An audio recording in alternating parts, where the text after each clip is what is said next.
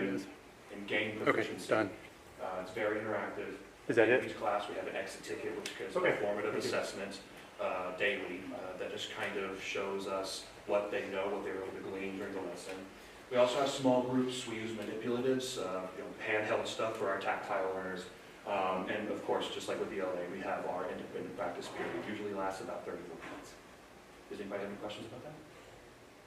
In both math and ELA, we have module tests as well. Yes. For ELA, all modules are 3 weeks long. So we have 3-week modules and then we'll have a module test. We had our first module test today. We are doing it on a new platform this year, so your student may tell you that there was a few hiccups today. It is okay. We are gonna have some growing pains with new programs, so that's to be expected. Maths is a little bit different. Theirs might be 5 lessons, 8 lessons, so it's not like an exact 3-week module like ELA is. Depends on the skills of how long it lasts. Usually 2.5 to 3 weeks, but could be longer, just depends. And if we see the kids struggling, we might slow down some too. And then we also, if there's a particular subject that the students have problems with, we will also go back ourselves and with our support teachers to inspire you to reteach certain modules that seem to be a little shaky. Any questions? Will we have access to the results of their assessment?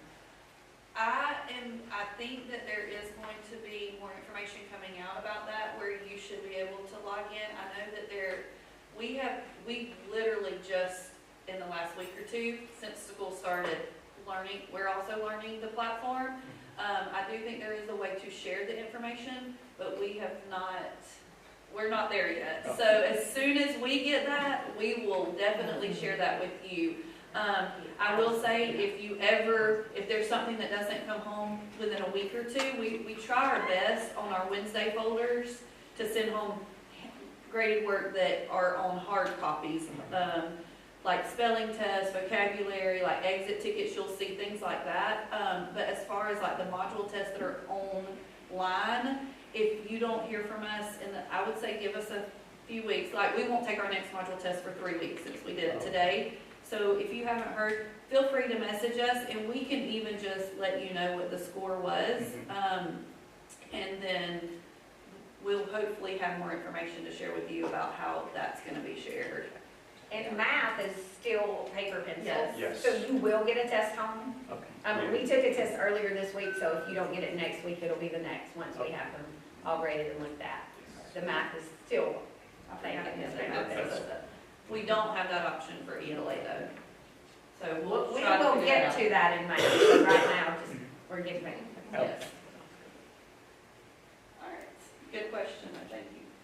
So the assessments we take and the way we grade things, we take maps 3 times a year. If your student's been at Winder since kindergarten, they've taken maps 3 times a year since kindergarten. We take it in the fall, we've already taken it. We'll take it again in December and one more time in April. So what we want to see is growth throughout the year with your students. DIBELS is a reading assessment that they do 3 times a year as well. Georgia Milestones, they started in 3rd grade last year. We'll take that in April again this year. Progress reports, you're going to get 3 times a year. That's your report card, progress reports. What months are they here? It's October. October, January, And then or February, February-ish. and then the end of the year. And we will do conferences twice a year. So we'll do conferences with you in October and then again in the springtime. And the scheduling for that, which we'll talk a little bit about that, but it'll be a little bit differently this year with Parents Oh, Square. that's right. Just It'll come out on conferences. Parents And then in ELA, they're going to have a spelling test weekly. That's part of their homework. Practice those spelling words. They're going to have vocabulary quiz again. Practice those vocabulary words. Weekly comprehension quiz, writing prompts. In math, we're going to have exit tickets, random problem sets that we grade. And then in the module assessments, formative in ELA, that's the name of the computer program that they're taking it on, and then paper, pencil, and math at the end of each module. So those are assessments that they'll continue to take throughout the year. And you'll get home anything paper in their Wednesday folder. So check those, take the papers out, look at them. If you have questions, let us know.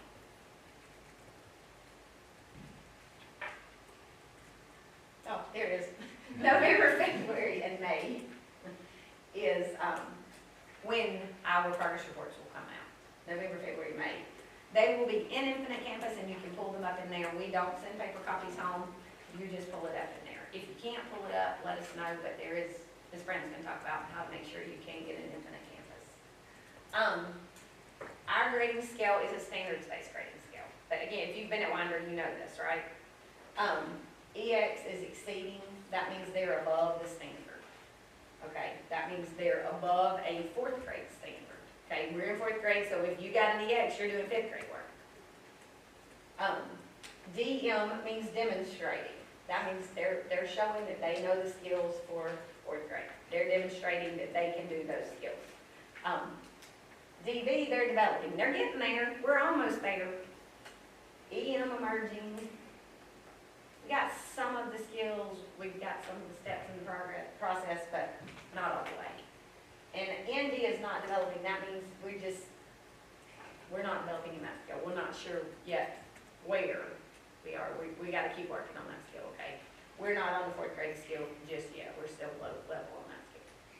They might also have that if you haven't taught the standard. If we have it, yes, you might see that, or you're gonna see an NA if we haven't taught the standard, okay? But you might see a not developing if we haven't taught it. But also, I think we can put NAs in there. And it's okay if you see for the majority of the year, Yes. the developing, because a lot of times especially in like ELA, well, both really. In math, too, Yes. yes. We might have introduced a new skill right when progress reports are coming out. So let's say that we've just introduced main idea, central idea. So they have gotten some practice with that, but if we haven't had lots of opportunities for them to master that skill, it might be developing. And reading is really, you want them to develop all throughout the school year. So a lot of times students aren't gonna be completely there until the end of the year. So if you see several developings when you get that first or second progress report, that is actually normal, because they're we're developing continuing to toward be- that mastery by the end of the school year. I think a lot of times that, and I'm a parent, so I know that I'm like, they're developing, what's going on? Why don't they know? But it's a whole year that they're supposed to have to learn that standard. So it's okay to develop all throughout the year. Some will master it quicker than others, so that would be when you see the demonstrating. And it's okay, like she said, it builds, even in math, it builds. Everything builds. Questions about the grading? I'll talk now. So, these are different ways that you can stay connected with us and we connect with you. The first one is our Parent Square, the app that we have now. That's where you can find us for like daily messages, weekly newsletter, also the school-wide news, like the bullpup bulletin that's gonna come out. You can also do private messaging, so there's different ways there. Wednesday folders those are the folders that we send home Wednesday, those are the red ones. They will include all of the graded work from both blocks, any school-wide information that is passed down from the front office to us will be included. Any papers that we might need signed from you guys will be included, and usually we'll put something on the side, like a side message to let you know any more details or send out more communication on that. I know we have bill drips. There should be like 2 of them, I think. So, and then the parent-teacher conferences, those are twice a year. We'll schedule those on the Parent Square app this year. So I know that the way we did it last year is we just opened up many different slots and we let you guys pick at your convenient time. And if obviously there is no times for you, just please reach out. We're pretty flexible on our end as well. So, and I think that's still the same where we can do a phone call or you can Yes. come in person. Oh, yeah. Is everyone in here on Parent Square already? Okay, good. And then what's new for us this year is the homework folders. Those are the different color folders for different homerooms. They go home on Monday. Again, they'll have both block information, so their math and then their reading and ELA. Again, like Shane said, flexible at home when it's convenient for you guys to get that done.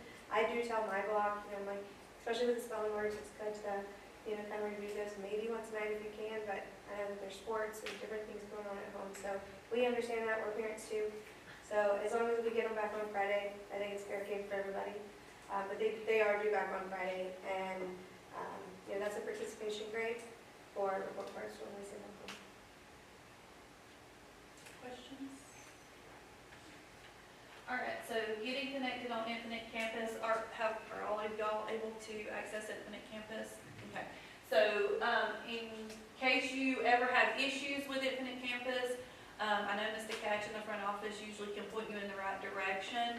If anything changes, like your phone numbers, your mailing address, anything like that, do remember to try to get that changed and updated in Infinite Campus as soon as possible.